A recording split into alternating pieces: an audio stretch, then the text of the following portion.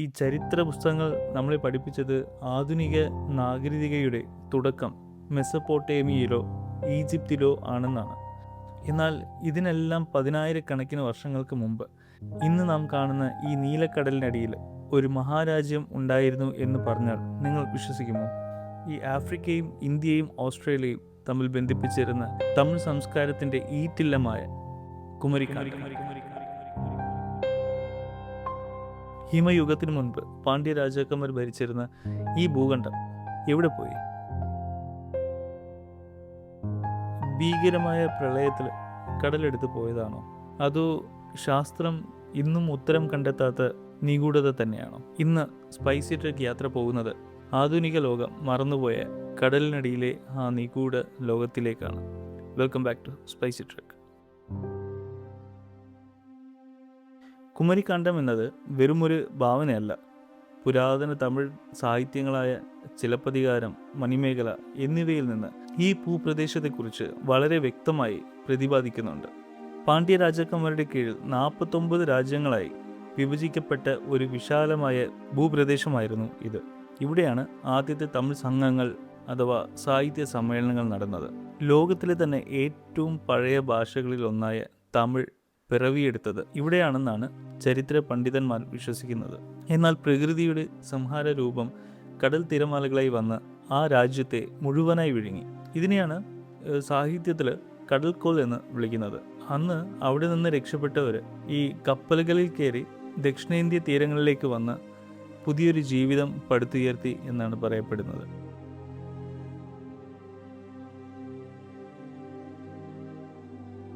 പത്തൊൻപതാം നൂറ്റാണ്ടിൽ പാശ്ചാത്യ ശാസ്ത്ര ലോകത്തും ഈ ഭൂഖണ്ഡത്തെക്കുറിച്ച് വലിയ ചർച്ചകൾ നടന്നിരുന്നു.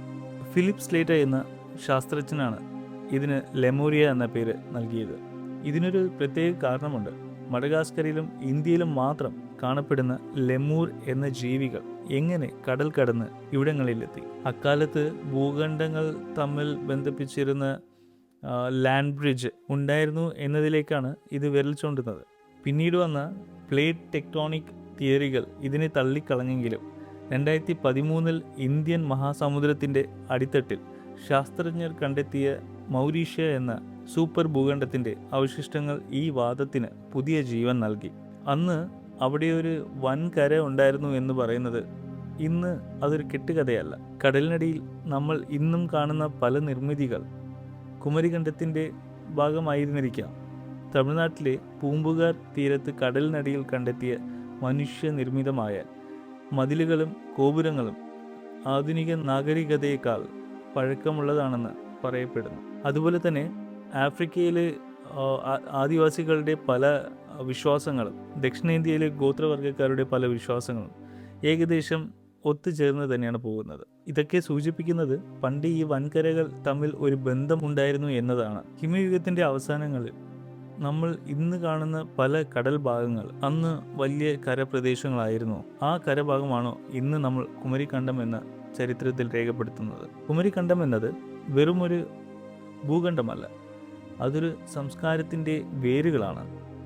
നമുക്ക് നഷ്ടപ്പെട്ട അറിവുകളുടെയും കലകളുടെയും ഒരു വലിയ കലവറയാണ്.